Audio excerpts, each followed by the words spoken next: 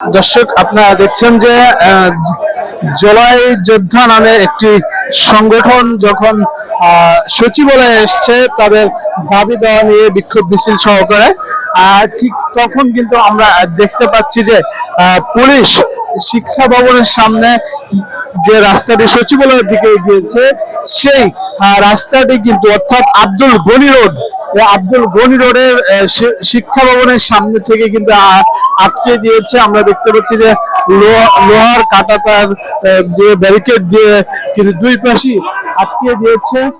সরকার তো বারবার ঘোষণা দিতেছে দিব দিব, আমাদের আমাদের ঘুরাইতেছে কেন? আমরা এটা দিয়ে দিক, আমরা কোনো রাজনীতির সাথে জড়িত নাই, কোনো কিছুতে আমার এই জুলাই যুদ্ধ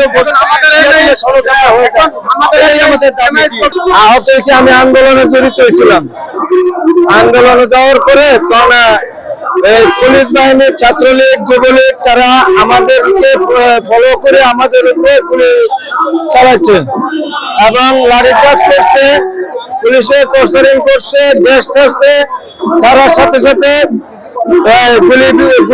গুলি ছাড়ছে।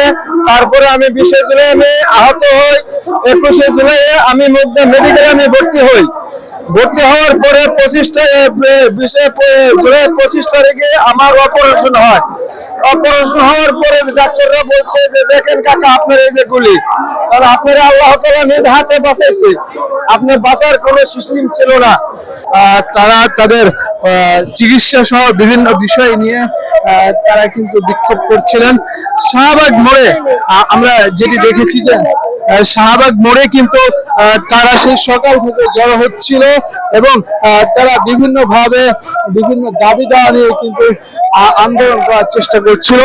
সেখান থেকে তারা কিন্তু বিক্ষোভ মিছিল নিয়ে সচিবালয়মুখী হয় এবং সচিবালয়ের সামনে যে আব্দুল গনি রোড, একদম শিক্ষা ভবনের সামনেই সেখানে কিন্তু তারা আটকে দেয় পুলিশ।